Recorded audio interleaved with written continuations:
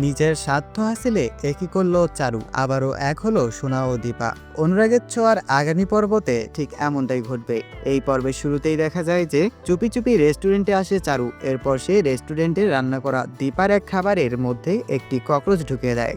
আর এই ঘটনা যখন সোশ্যাল মিডিয়ায় তোলপাড়, তখন এক প্রকার রেড বল রেস্টুরেন্টকে চোর, বাটপার আরও নানা উপাধি দিয়ে ফেলে সেই রেস্টুরেন্টের কাস্টমারগণ। বন্ধুরা, এরপর দেখা যায় যে এই ঘটনার পর সাক্ষ্য দীপার সঙ্গে অনেক বাজে আচরণ করতে থাকে।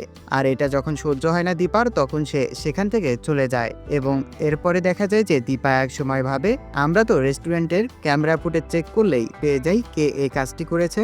এরপর কোনো কিছু না ভেবেই আবারও রেস্টুরেন্টে চলে আসে দীপা চক্রবর্তী। এরপর সে অনেক কষ্টে সেই রেস্টুরেন্টের সিসি ক্যামেরা ফুটেজ নিজে সংগ্রহ করে। তবে এরপর যা দেখতে পায় তা অনেকটাই ছিল আশ্চর্যজনক, কেননা সেই খাবারটি নষ্ট করেছে চারু। আর যা দেখে কাঁদতে শুরু করে দীপা, কেননা দীপা চারুকে চিনতে ভুল করেছিল।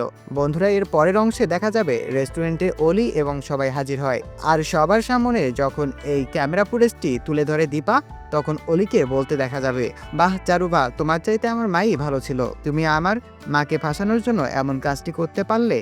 আর তখন সেখানে প্রায় সবাই নিস্তব্ধ হয়ে যায়। তো বন্ধুরা, এবার কি মনে হয় মিল হয়ে যাবে সোনা ও দীপা চক্রবর্তীর? তা অবশ্যই জানিয়ে দিবেন এই ভিডিওর কমেন্ট বক্সে, এবং সেই সঙ্গে এখনই সাবস্ক্রাইব করুন আমাদের এই চ্যানেলটিকে। ধন্যবাদ।